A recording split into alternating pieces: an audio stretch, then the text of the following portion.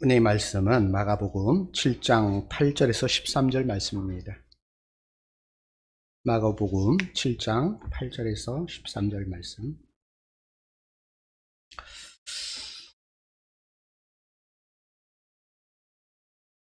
제가 봉독합니다. 너희가 하나님의 계명을 버리고 사람의 전통을 지키느니라. 또 이르시되 너희가 너희 전통을 지키려고 하나님의 계명을 잘 저버리는도다. 모세는 내 부모를 공경하라 하고 또 아버지나 어머니를 모욕하는 자는 죽임을 당하리라 하였거늘 너희는 이르되 사람이 아버지에게나 어머니에게나 말하기를 내가 드려 유익하게 할 것이 고르반 곧 하나님께 드림이 되었다고 하기만 하면 그만이라 하고 자기 아버지나 어머니에게 다시 아무것도 하여 드리기를 허락하지 아니하여 너희가 전한 전통으로 하나님의 말씀을 폐하며 또 이 같은 일을 많이 행하느니라 하시고.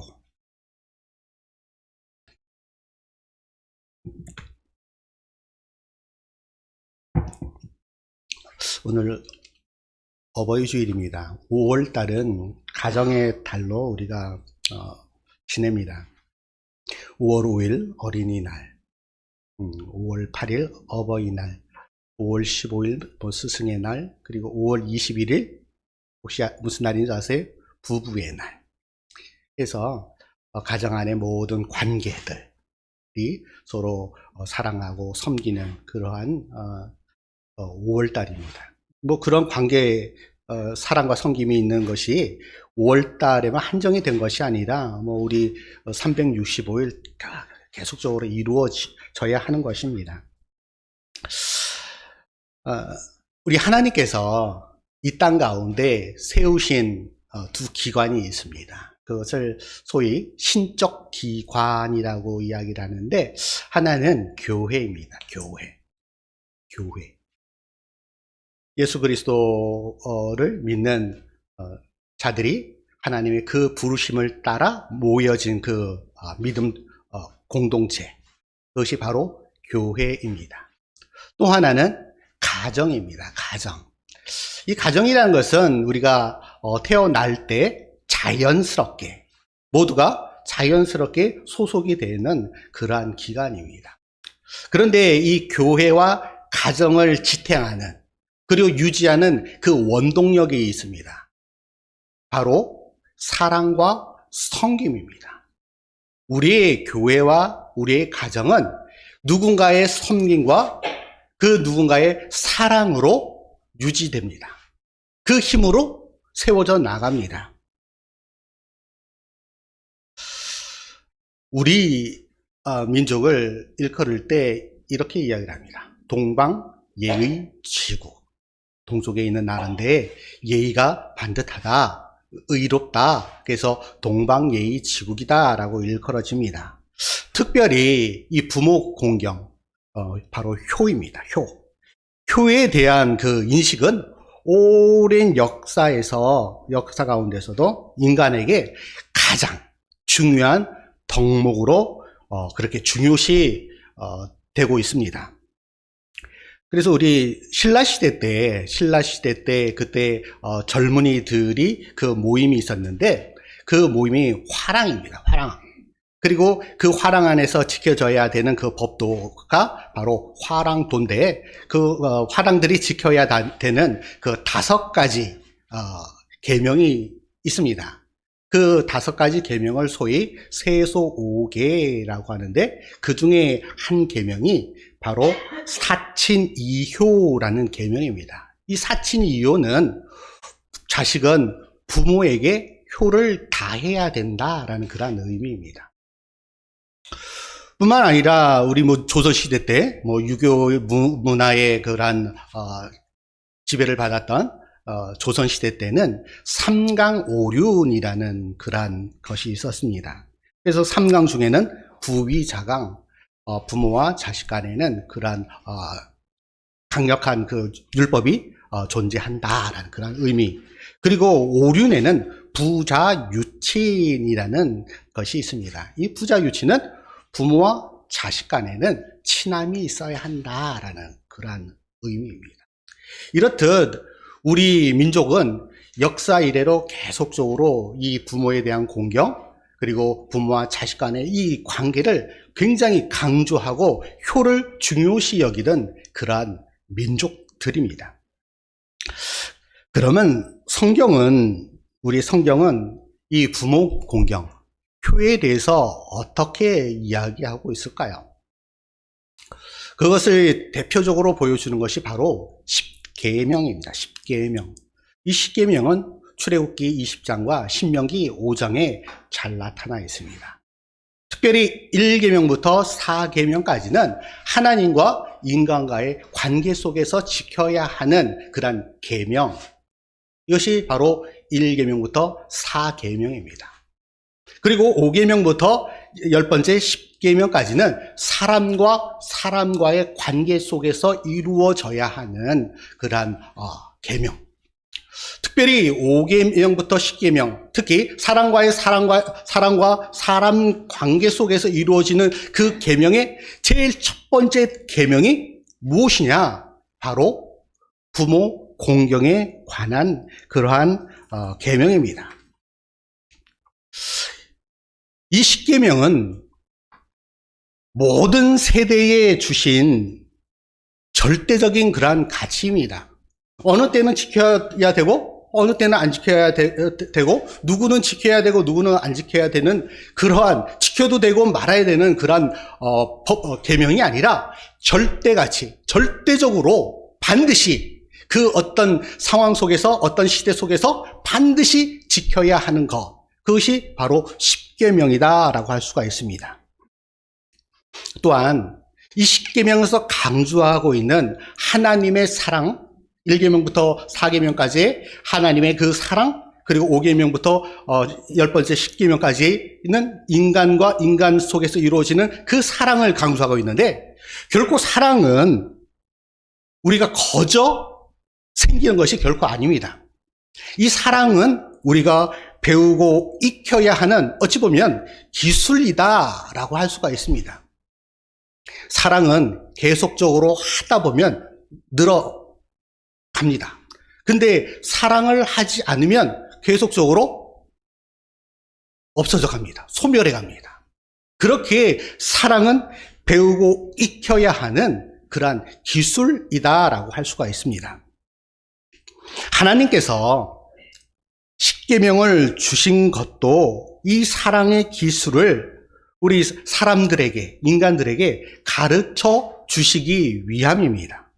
십계명은 하나님을 사랑하는 삶이 어떤 것인지, 그리고 하나님이 사랑하시는 사람들을 사랑한다는 것이 어떠한 삶인가 하는 것을 우리에게 잘 보여주는 것입니다. 이러한 사랑의 원리가 담긴 십계명은 모든 계명, 인간의 역사 가운데 발생된 모든 계명들의 근간이다라고 할 수가 있습니다. 이 십계명은 하나님의 나라의 깃틀로 삼고 수고하며 익히는 이들이 진정한 하나님의 나라의 백성, 하나님의 자녀다라고 할 수가 있는 것입니다. 하나님을 향한 그 사랑, 1계명부터 4계명까지 주어진 그 하나님을 향한 그 사랑은 자기 주변에 있는 사람들을 사랑하는 것으로 구체화됩니다.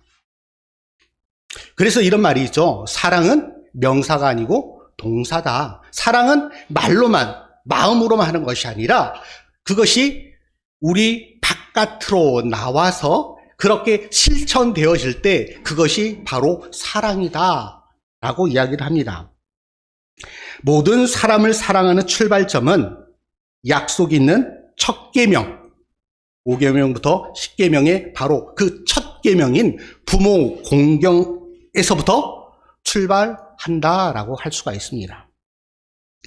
부모 공경하지 않고 행하는 다른 사람을 향한 그 선행은 결코 가식일 뿐입니다. 자신에게 하나님의 형상을 물려진 부모를 공경하지 않고 결코 다른 사람들을 제대로 사랑한다라는 것은 불가능합니다. 성도는 다른 사람에 대한 사랑을 논하기 전에 먼저 자기 부모를 향한 존경과 사랑을 구체적으로 행동해야 하는 것입니다. 그래서 예수님께서는 이 십계명을 이렇게 요약하며 말씀하십니다. 마태복음 22장 37절에서 40절 말씀입니다. 예수께서 이르시되 내 마음을 다하고 목숨을 다하고 뜻을 다하여 주 너의 하나님을 사랑하라 하셨으니 이것이 크고 첫째 되는 계명이요 둘째도 그와 같으니 동일하게 내 이웃을 내 자신같이 사랑하라 하셨으니 이 두 계명은 온 율법과 선지자의 강령이니라. 하나님의 사랑과 이웃 사랑은 분리된 것이 아니라 동일하다. 하나님을 사랑하는 그 사랑의 마음을 그대로 내 이웃을 그대로 사랑하라 라고 말씀하고 있는 것입니다. 이것이 이 두 계명이 온율법과 선지자의 강령이다. 온율법이라고 하면 모세의 율법을 이야기하고 선지자는 선지서를 이야기합니다. 이것은 무슨 말씀이냐면 성경을 통틀어서 강조하고 있는 하나님의 그 계명이다라고 말씀을 하고 있는 것입니다. 그런데 예수께서 이르시되 내 마음을 다하고 목숨을 다하고 뜻을 다하여 우리의 지정의, 우리의 삶의 모든 인격을 다하여서 반드시 해야 하는 것, 그것이 바로 뭐다? 하나님 사랑과 내 이웃을 사랑하는 것이다 라고 말씀을 하고 있는 것입니다. 이렇게 강조를 하고 있는 이 계명, 사랑과 내 이웃을 사랑하는 그 사랑의 그 계명의 첫째 되는 그 계명, 바로 다섯 번째 계명이 바로 이 말씀입니다. 출애굽기 20장 12절 말씀에 내 부모를 공경하다. 그리하면 내 하나님 여호와가 내게 준 땅에서 내 생명이 길리라. 그러면 부모 공경에 대해서 구약에만 이렇게 말씀하고 있을까요? 에베소서 6장 1절에서 3절 말씀입니다. 자녀들아 주 안에서 너희 부모에게 순종하라. 이것이 옳으니라. 내 아버지와 어머니를 공경하라. 이것은 약속이 있는 첫 계명이니 이로써 내가 잘되고 땅에서 장수하리라. 구약에서만 강조하고 있는 것이 아니라 구약과 신약 통틀어 강조하고 있습니다. 이것은 어떤 의미가 있냐면 이 부모에 대한 그 공경은 우리가 인류 역사가 존재하는 어찌 보면 하나님의 나라에 그 입구에 들어가는 그 초입에 발을 디디는 그 순간까지도 우리가 반드시 해야 할 것은 무엇인가 하면은 부모 공경이다 라고 그렇게 강조하고 있는 것입니다.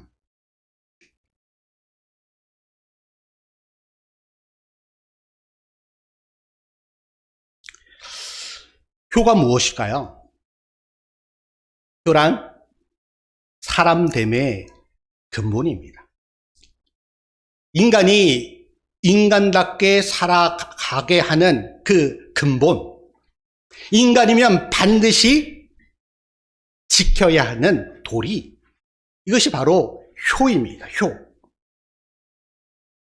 이 효란 부모를 복양하는 것, 그거 단순하게 부모를 내가 먹을 것 드리고 그 복양하는 것에 그치지 한정되는 것이 아니라 그 어머니, 아버님의 그 마음을 편하게 모시는 일, 부모의 은혜에 대한 보답으로만 이해하기에는 결코 충분하지 않습니다. 보답.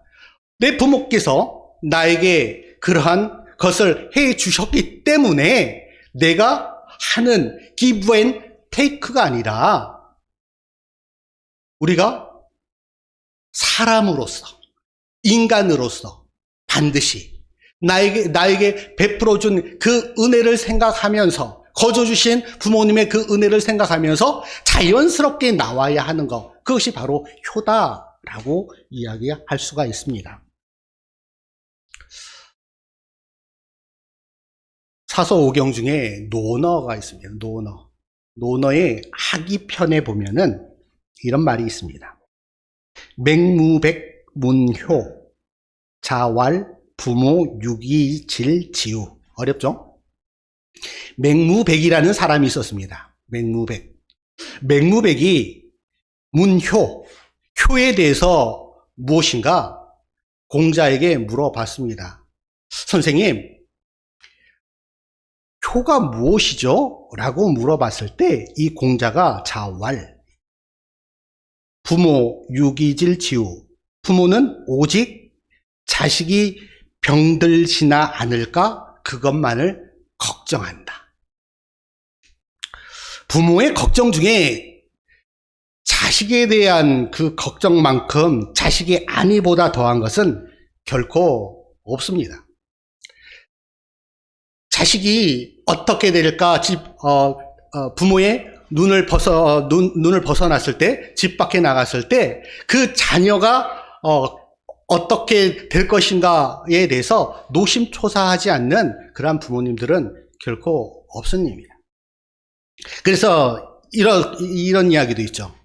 80 먹은 노인분이 60 먹은 그 아들이 바깥에 나갈 때 항상 강조하는 말이 있죠. 길 조심해라, 차 조심해라. 그것이 바로 부모님의 마음이다라는 사실입니다. 제가 설교를 준비하면서 어디에서 이러한 내용이 있는 것을 보고 공감하며 여러분과 나누고자 해서 여러분들에게 말씀드리고자 합니다. 부모님 살아계실 때 해야 할 10가지. 첫 번째는 사랑한다는 고백을 자주 해라. 어머니 사랑합니다. 아버님 사랑합니다. 저는 참 못했던 것 같아요. 요거를 보면서. 제 기억으로는 한 서너 번 한 것 같습니다. 참 후회가 많아요. 이제 이미 돌아가셨기 상황에서 항상 어버이날이 되면 항상 느끼는 거지만 왜 살아 계셨을 때 그렇게 말하지 못했을까? 두 번째는 늙음을 이해해야 한다. 반드시 자식들도 늙게 되어 있습니다. 그렇게 우리 부모님 세대를 이해해야 할 필요가 있습니다. 세 번째는 웃음을 선물해라. 공감이 되죠? 웃음을 선물해라. 자녀가 불안해하고 자녀가 얼굴이 어두우면 부모님의 마음은 찢어집니다. 그래서 비록 내가 조금 힘들고 내가 조금 불편하더라도 부모님 앞에서는 웃어주는 그것이 효다. 네 번째는 용돈을 꼭 챙겨 드려라. 용돈을 꼭 챙겨 드려라. 나이 먹었는데 부모님한테 용돈 다 쓰는 사람들이 있죠. 그런데 이제 부모님들에게 용돈을 챙겨 드려라. 내가 쓸 거 조금 덜 쓰고, 자녀된 입장에서 쓸 거 조금 덜 쓰고 부모님에게 용돈을 챙겨 드리는 것. 다섯 번째, 부모에게도 일거리를 드려라. 부모에게 일거리를 드려라. 여섯 번째는 이야기를 자주 해드려라. 나이 드시고 집안에 계시다 보면 대화할 상대가 없습니다. 오로지 대화할 상대는 누구밖에 없어요? TV밖에 없어요. TV밖에. 근데 부모님들은 항상 자녀들과 대화하고 싶으십니다. 사소한 일 하나까지도 이야기를 하고 싶은 게 부모님 마음입니다. 일곱 번째는 아까도 말씀드렸던 밝은 표정은 부모에게 가장 큰 선물이다. 비록 내가 힘들고 고통스럽다 할지라도 부모님 앞에서 밝은 표정으로. 여덟 번째는 작은 일도 상의하고 문안 인사를 잘 드려라. 아홉 번째는 부모의 인생을 잘 정리해 드려라. 10번째는 가장 큰 효는 부모님의 방식을 인정해 드리는 일이다. 자녀들이 굉장히 오바를 할 때가 있죠. 아버지 이거 틀렸어. 어머니 이거는 이렇게 하는 거 아니야. 하는 것이 아니라 부모님이 하시는 그 방식을 인정해 드리고, 비록 그것이 잘못되었더라도 뒤에서 시간이 지난 이후에 내가 바로 잡더라도 그 앞에서는 부모님의 그 방법을 인정해 드리는 것. 효라는 것이, 부모 공경이라는 것이 결코 쉽지 않습니다. 여기에는 세 가지가 반드시 있어야 합니다. 첫 번째는 마음이 있어야 됩니다. 마음이. 부모를 섬김에 있어서, 부모님을 배려함에 있어서, 효를 다함에 있어서 반드시 마음이 있어야 돼요. 마음 없이 하는 것은 어때요? 가식일 뿐이에요. 부모님들 잘 알아요. 마음 없이 하는 거. 반드시 마음이 있어야 해요. 두 번째는 시간을 들여야 돼요. 시간을 들여 부모님을 찾아뵙고, 시간을 들여 부모님께 전화를 드리고, 시간을 드리는 것. 마음과 시간이 투자되어야 하는 것이 바로 효입니다. 세 번째는 바로 물질입니다. 물질. 자, 내가 부모님을 사랑합니다. 마음이 있고 시간이 있지만 실질적으로 보여지는 것은 물질이 들어가게 되어 있습니다. 아까 10가지를 이야기를 하면서도 선물해드리고, 또 무언가 드시고자 하시는 거가 있으면은 사다 드리고, 이렇게 할 때 마음 플러스 시간 플러스 물질이 반드시 필요하게 되어 있습니다. 많은 엄청난 그러한 금액이 들어가는 것이 결코 아닙니다. 우리 부모님들은 결코 그것을 원하지 않습니다. 마음과 시간과 작은 물질 하나에도 감격하는 것이 우리 부모님의 마음인 것입니다.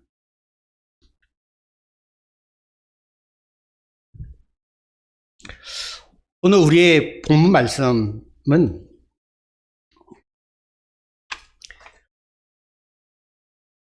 계명과, 하나님의 계명과, 그리고 사람들이 만들어 놓은 그 전통에 관한 그 내용입니다.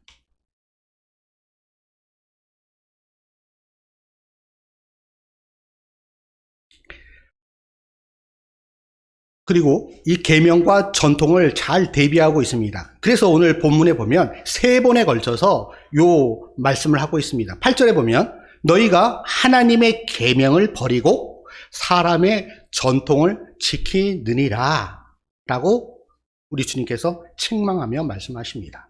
또한 9절에 보면 너희가 너희 전통을 지키려고 하나님의 계명을 잘 저버리는 도다 라고 말씀하고 있습니다. 13절에 봐도 너희가 전한 전통으로 하나님의 말씀을 폐하며 또 이 같은 일을 많이 행하느니라. 이렇게 계명과 하나님의 계명, 하나님의 말씀과 사람들의 그 전통을 대비해서 말씀하고 있습니다. 우리의 신앙생활에서 전통 참으로 중요합니다. 그러나 그 전통이라는 것이 본질, 하나님의 계명, 하나님의 말씀을 잘 담고 있는지 확인하는 것, 그것이 무엇보다도 중요합니다. 결코 객이 전도되는 그 상황이 되어서는 결코 안 됩니다. 결코 전통이라는 명목하에 계명 곧 하나님의 말씀을 배신할 수 없고, 이 전통이 하나님의 말씀 계명보다 결코 앞설 수가 없습니다. 이에 예수님께서 인간의 전통을 따르면서 하나님의 계명인 부모 공경을 쉽게 저버리는 이 바리새인들과 서기관들의 그릇된 행동을 책망하시는 것이 바로 오늘 본문입니다. 하나님의 계명을 저버리고 인간의 그 전통을 강조하고 있는 이 바리새인과 서기관들의 그 잘못된 그 행위를 지적하고 있는 그 말씀입니다. 그것 중에 하나가 바로 이 고르반이라는 것입니다. 이 고르반이라는 그 의미는 이런 뜻입니다. 하나님께 드린 제물, 하나님께 드린 제물, 부모를 섬기고 부모를 섬겨야 할 것을 하나님께 그냥 드림으로 끝나는 거예요. 하나님께 드림으로 나 할 도리, 자식된 도리 다 했어. 고르반 요 한마디만 외치면 다 된 거예요. 이런 전통이 바로 이 바리새인들과 서기관들에게 있었던 거예요. 이 잘못된 이 전통을 우리 예수님께서 강하게 질타하고 있는 것입니다. 그들은 바로 이 바리새인들과 이 서기관들, 그들은 전통을 교묘하게 이용해서 하나님께 드리는 것을 핑계로 부모 공경의 의무를 무시해도 된다라는 것을 많은 사람들에게 가르쳤던 것이에요. 바리새인과 서기관들은 가르치는 사람들이에요. 그 가르치는 사람들이 잘못된 그 전통을 많은 사람들에게 가르치고 있는 거예요.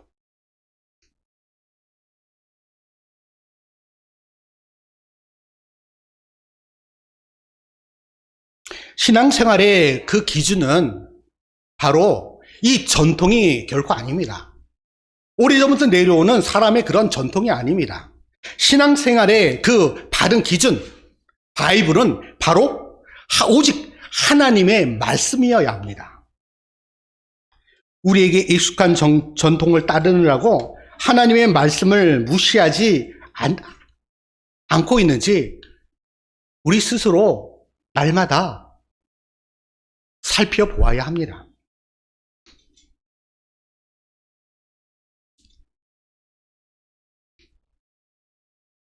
오늘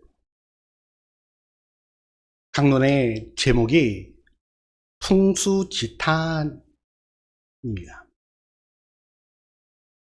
제가 한자로 된 제목을 두 번째 하고 있는데, 풍수지탄. 요거를 풀이를 하면 바람과 나무의 한탄이라는 의미예요.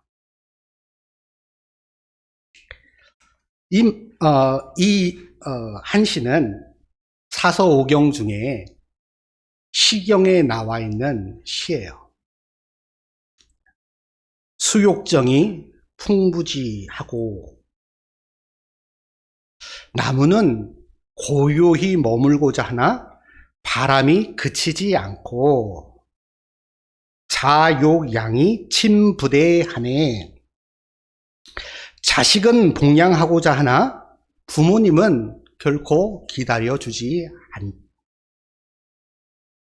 왕이 불가 추자였냐. 한번 흘러가면 쫓아갈 수 없는 것이 세월이요. 거의 불견 자친야라. 가시면 다시 볼 수 없는 것은 부모님이시다. 이 시를 쓴 작가는 이 바람과 나무를 바라보면서 이제 효를 하고 싶어도 할 수 없는 자신의 모습을 돌아보면서 한탄하는 그 시입니다. 부모님을 모시고자 하나 이미 돌아가심을 이 바람과 나무를 바라보면서 한탄하는, 젊어서 천하를 두루 돌아다니느라 부모님을 찾아뵙지 못했고 이제 집에 와서 보니 이제 부모님은 안 계신다.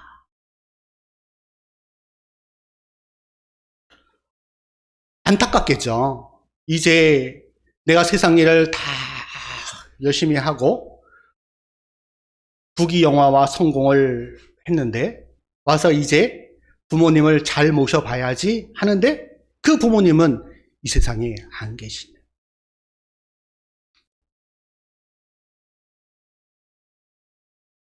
결코 우리의 부모님들은 기다려주지 않습니다.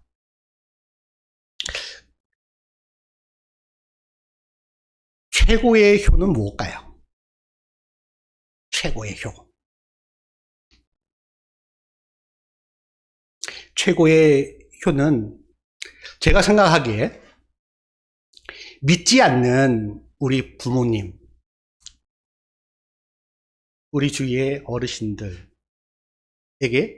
복음을 전하여 그들이 하나님의 자녀로, 하나님의 백성으로 살아갈 수 있도록, 천국의 소망을 가지고 살아갈 수 있도록 해드리는 것, 그것이 최고의 효가 아닐까요? 저는 어저께 5월 8일 어버이날, 어떻게 보면 제가 55년을 살아오면서 가장 의미 있는 그러한 어버이날이다라고 생각이 듭니다. 저에게 외숙모님이 계십니다. 1927년생이시니까 우리 나이로 95이세요. 귀도 잘 들으시고 말씀도 잘 하세요. 근데 거동이 굉장히 불편하세요.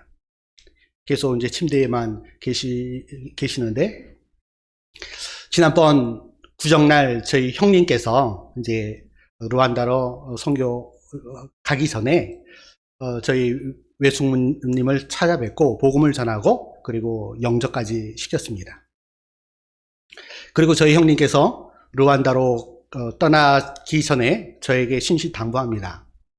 외숙모에게 찾아가서 이미 복음을 전하고 복음을 받아들이고 영접을 했으니 세례를 베풀어라. 그래서 어저께 저희 아들과 함께 인천에 계신 저희 외숙모님을 찾아뵙고 세례를 드렸습니다. 그 기도를 하는데 아멘을 하시면서 눈물을 흘리시면서 하는 그 모습을 바라보면서 이것이 그 어떤 물질이나 그 어떤 것들을, 그 어떤 좋은 것을 드리는 것보다 이것이 최고의 선물이고 최고의 효가 되겠구나라는 생각을 했습니다. 그렇습니다. 우리 인간에게 있어서, 자녀에게 있어서 가장 큰, 가장 위대하고 최고의 효는 부모님에게 복음을 전하여 그 복음을 통하여서 하나님의 백성, 하나님의 나라를 소유하면서 살아갈 수 있게 해드리는 것. 그것이 최고의 효가 아니겠습니까?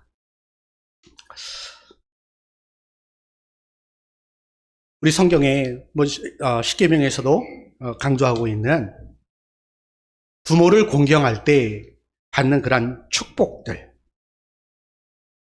그 축복들이 있습니다. 그것은 무엇이냐면 땅에서 잘되고 장수하는 그 축복입니다. 땅에서 잘되는. 그렇게 자녀된 우리가 잘되고 장수할 수 있을 수 있는 것은 바로 부모님께 부모님을 공경하는 것, 효를 다하는 것. 간증 하나 할게요. 저희 아내가 섬기고 있는 교회에 황 권사님이라고 계십니다. 이분은 어렸을 때 부모님이 지금 60이 채 안 되셨는데, 어렸을 때 부모님이 이혼을 하셨어요. 이혼을 하셔서 남매가 어렸을 때부터 어렵게 힘들게 사셨어요.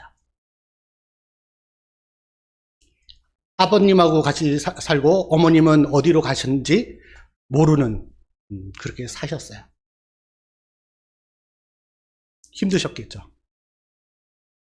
그런데 이 권사님이 결혼을 하셨는데, 결혼해서 그 시어머니가 병이 드셨어요. 몸 좀 누우셨어요. 뿐만 아니라 그 아버지, 호랍이 되신 그 아버지까지 몸 좀 누우셨어요. 그런데 이 황 권사님은 요 두 분을 한 집에서, 그러니까 시어머니하고 아버지하고 한 집에서 지극정성으로 모셨어요. 시어머니하고 그 남편은 예수를 있는 사람이 아니에요. 그런데 이 아내의 그리고 며느리의 그 모습을 보면서 예수 그리스도를 영접하고 교회에 나오게 되었어요. 그리고 세례를 받고 그 얼마 안 있다가 이 시어머니 돌아가셨어요. 그리고 얼마 안 있다가 이 아버님 돌아가셨어요. 한 집에. 자녀도 둘이 있는데 한 집에 방 두 칸에. 그러다가 얼마 안 있다가 이 오빠가 수소문 끝에 그 어머니를 찾았어요. 근 40년 한 50년 만에 어머니를 찾았어요. 이혼한 그 어머니는 저기 신림동 가면 순대타운이라고 있어요. 순대타운. 건물이 전부 다 순대를 팔아요. 거기서 열심히 일을 하셨어요. 그리고 엄청난 돈을 버셨어요. 그리고 그 건물 내에서 장사가 제일 잘 됐대요. 그리고 이혼하셔가지고 새로 결혼을 하셨는데 그 사이에서도 이제 자녀들이 나왔겠죠. 수소문을 듣고 그 어머니를 찾아갔는데 이제 그 어머니가 연세가 많이 드시고 장사도 접으시고 병이 드신 거예요. 그리고 그 어머니를 모셔다가, 그때는 몰랐죠? 그렇게 부자인지. 모셔다가 자기 집에서 또 시어머니, 아버지를 모셨듯이 그 어머니 또한 자기를 버리고 떠난 그 어머니이지만 병들어 계신 그 어머니를 모셔다가 지극정성으로 섬기고 있어요. 그 어머니의 유언이 뭔가 하면, 이제 내가 죽거든 자기가 가지고 있는 모든 재산을 새로 결혼해서 낳은 자식들은 살 만큼 풍족하니 내가 가진 모든 재산 너에게 주겠다라고 유언을 남기셨어요.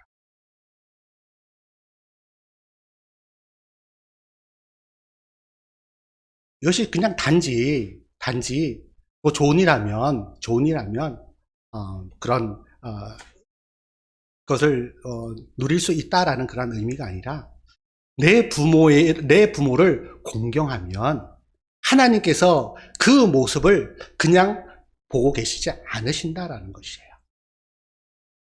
믿음 안에서 부모를 공경할 때 하나님께서는 그 부모 공경에 대한 그 보상을 반드시 해주신다. 그것이 바로 땅에서 잘되고 장수하는 축복이다라는 사실이에요. 장수하는데 내가 병들어서 장수하면 무슨 소용이 있겠어요?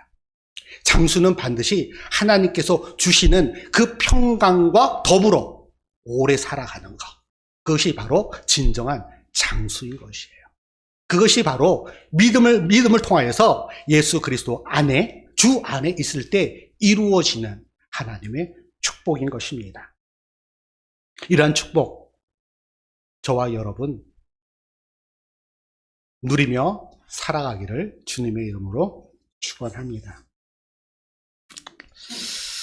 우리의 가정을 세우시고 귀하게 여기시는 하나님, 하나님의 그 마음을 우리가 알게 하시고, 또한 이 땅에 깨어진 가정들이 하나님의 방법과 말씀으로 회복되고 믿음의 가정들이 선한 영향력을 끼칠 수 있도록 도와주시옵소서.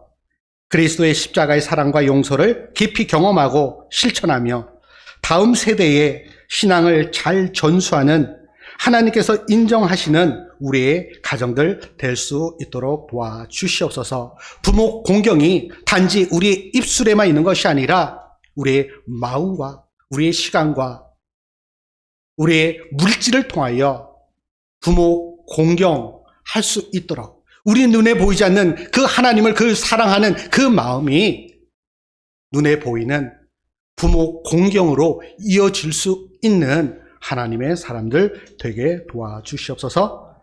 믿사오며 우리 주 예수 그리스도의 이름으로 기도드리옵나이다.